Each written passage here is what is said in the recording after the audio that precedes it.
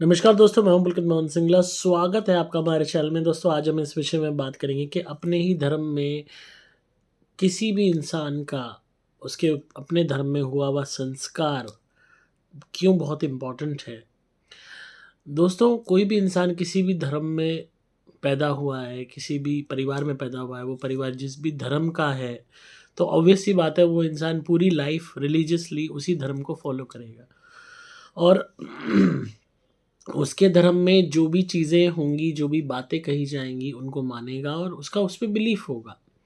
जो भी जीवन जीने का तरीका है, रवैया है, वो उसको फ़ॉलो करेगा। अब चाहे उसमें कुछ अच्छा है, कुछ गलत है, वो हर एक के में होता है, किसी के में अच्छा, किसी में कोई चीज़ें लोग मानते हैं, कोई नहीं मानते। बट जो मेन फाइनल डेस्टिनेशन है, जो डेथ राइट्स हैं, जो डेथ रिचुअल्स हैं, वो देखता आ रहा होता है। अपने परिवार में किसी की भी डेथ हुई है, सपोज़ उसकी मदर की डेथ हुई, दादा की हुई, दादी की हुई, तो उसने या उसके किसी रिलेटिव की हुई, उसने देखा कि इस तरीके से संस्कार होता है। तो वो भी यही एक्सपेक्ट करेगा अपने लिए कि उसकी जब डेथ हो तो उसके लिए भी वही जो रिलीजियस जो रिचुअल्स हैं, डेथ रिचुअल्स हैं, वो फॉलो किए जाएँ। अब जब भी उसकी डेथ होती है, अगर वो रिचुअल्स फॉलो नहीं होते, तो कहीं न कहीं जो सोल होती है, जो आत्मा होती है, वो इस तड़पन में रहती है, इस लोभ में पड़ी रहती है कि मेरे वो सारे रिचुअल्स नहीं हुए, इसी वजह से मैं भटक रहा हूँ या भटक रही हूँ। हालाँकि बहुत लोग ये सवाल करते हैं मुझसे अक्सर कि अगर जो भी रिलीजियस रिचुअल्स हैं डेथ के जो होने हैं, प्रॉपर्ली जो भी हैं किसी भी धर्म के, किसी भी इंसान के, अगर वो फॉलो ना किए जाएँ, सपोज़ पिंडदान है, संस्कार है, अग्नि में उसको विलीन करना है शव को, या अस्थियों को गंगा जी में बहाना है, तो क्या अगर वो सब नहीं किए जाएँ तो आत्मा भटकेगी? या अगर कर दिए जाएँ प्रॉपर्ली तरीके से तो क्या आत्मा नहीं भटकेगी? दोस्तों, मैक्सिमम केसेस मैंने ऐसे देखे हैं जहाँ प्रॉपर्ली डेथ रिचुअल्स हो जाते हैं, पूरे किए जाते हैं, बाकायदा पिंडदान भी होता है, नारायण बलि तक लोग करा देते हैं, संस्कार भी प्रॉपर करते हैं, अस्थियाँ भी बहाते हैं, फूल भी चुके जाते हैं, everything they do everything. But उसके बावजूद भी प्रेतात्मा भटक रही होती है, तड़प रही होती है। और वो क्यों? क्योंकि जो कर्म है वो आड़े आ जाते हैं। अगर आपके कर्म खराब हैं तो कितना ही आपके लिए गरुड़ पुराण का पाठ करा दिया जाए, आपकी डेथ के बाद कितना ही आपके लिए सारे रिचुअल्स करा दिए जाएँ, तब भी आपकी आत्मा तड़पती रहेगी, भटकती रहेगी, क्योंकि ये ईश्वर का, कुदरत का दंड होगा कि आपकी आत्मा बिन शरीर के तड़पे, भूख-प्यास को तड़पे, लोगों को देखे, परिवार को देखे कि सब आपको भूल के आगे बढ़ गए हैं और तड़पती रहे। तो और हालाँकि अगर ये सब रिचुअल्स नहीं फॉलो किए जाएँ, बहुत लोग ऐसे मेरे पास केसेस भी आए हैं जहाँ इंसान अच्छा था, आत्मा अच्छी थी, पर घरवालों ने लालचवश कह लो या बेवकूफ़ीवश कह लो, उस परिजन की अस्थियाँ अपने घर में रखी हुई हैं। ऐसे भी केसेस मेरे पास आए, थोड़ी-सी राख उठा के रखी हुई। डेथ के टाइम जो बॉडी पे कपड़े थे वो रखे हुए हैं। ऐसे-ऐसे केसेस आते हैं मेरे पास। तो उन लोगों के केसेस में जो वो परिजन की आत्मा है वो भटक रही है, परेशान है, रो रही है, चिल्ला रही है।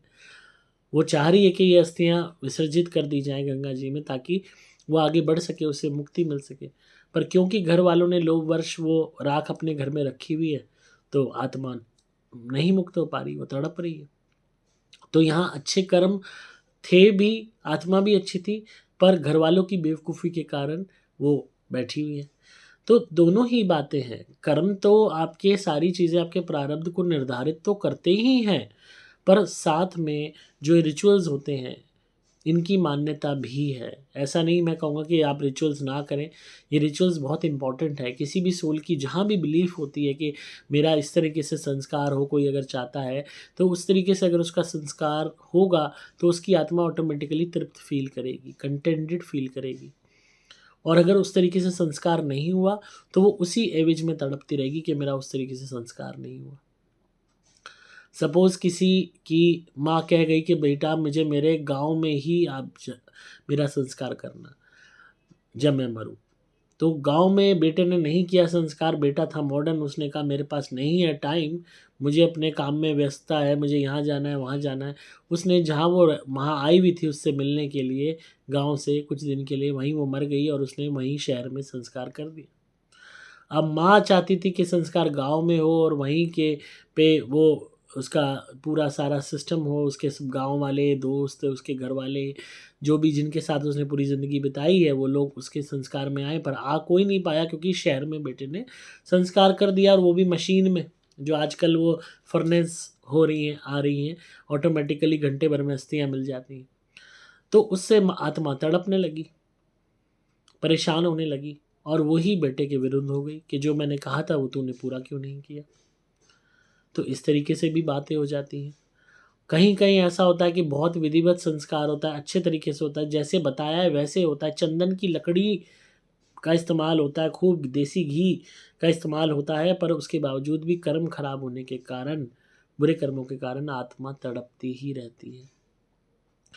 तो रिचुअल्स इम्पॉर्टेंट हैं, एक आत्मा को कंटेंटमेंट देने के लिए, एक उसको सेटिस्फेक्शन देने के लिए, एक उसको तसल्ली देने के लिए, क्योंकि हर हमारा अभी से माइंड फ्रेम एक सेट होता है कि जो हम शुरू से सुनते और देखते आ रहे होते हैं कि हाँ, अगर हमारा अच्छे से ढंग से किसी का भी संस्कार होता है तो आत्मा को मुक्ति मिल जाएगी। कि अक्सर कहते हैं ना कि पोता अग्नि देगा या बेटा जो है वही स्वर्ग का रास्ता दिखाएगा, इस तरीके की जो बातें चली हुई हैं।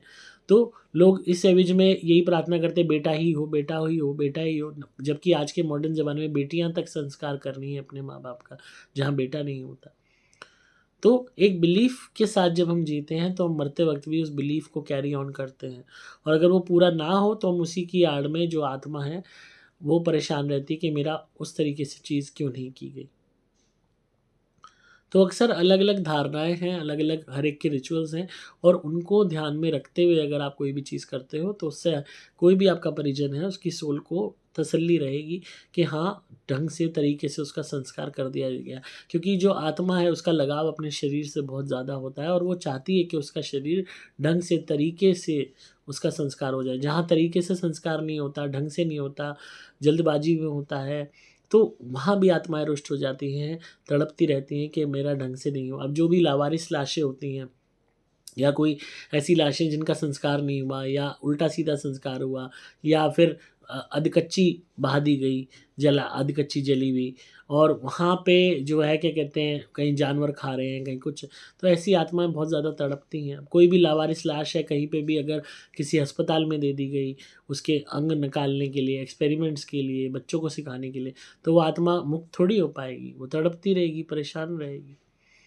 क्योंकि उसके शरीर, जब तक उसका शरीर जो है वो पंच तत्वों में नहीं विलीन हो जाता, तब तक उसको सेटिस्फेक्शन नहीं मिलेगी। और अग्नि के अंदर वो शक्ति होती है जो वो उसको पूरी तरीके से हर, जो हमारा अग्नि, वायु, आकाश, पृथ्वी, जल, इसमें इनको वापस उनमें ये कह लेना विलीन करने की ताकत होती है। तो उससे आत्मा को जो कंटेनमेंट मिलता है उसकी कोई मुकाबला नहीं है। हालाँकि हर एक की अपनी भावनाएँ हैं, हर एक के धर्म की, बहुत लोग दफ़नाते भी हैं अलग धर्म में, तो वो भी बुरा नहीं है, वो उनके धर्म के हिसाब से सही है। तो जो भी इंसान जिस भी धर्म में होता है, वो उसी हिसाब से अपने अपने संस्कार चाहता है, अपनी लास्ट में अपनी जो भी बॉडी का वो जो चाहता है कि जिस तरीके से उनके रीति-रिवाज से होता है वैसे हो। अगर वैसे हो जाता है तो आत्मा कंटेंटेड रहती है, नहीं होता तो परेशान रहती है। कई दफ़ा तरीके से होता है तो भी परेशान रहती है, जिसमें कर्म आड़े आ जाते हैं। कई दफ़ा कर्म अच्छे होते हैं पर बच्चों की गलतियों के कारण, या बच्चों की नासमझी के कारण, या जल्दबाजी के कारण हुए हुए संस्कार से भी आत्मा तड़पती है। तो अलग अलग सिचुएशंस हैं, हर सिचुएशन डिफरेंट होती है, हर केस डिफरेंट होता है, हर सोल की जर्नी डिफरेंट होती है, हर एक इंसान के कर्म अलग होते हैं।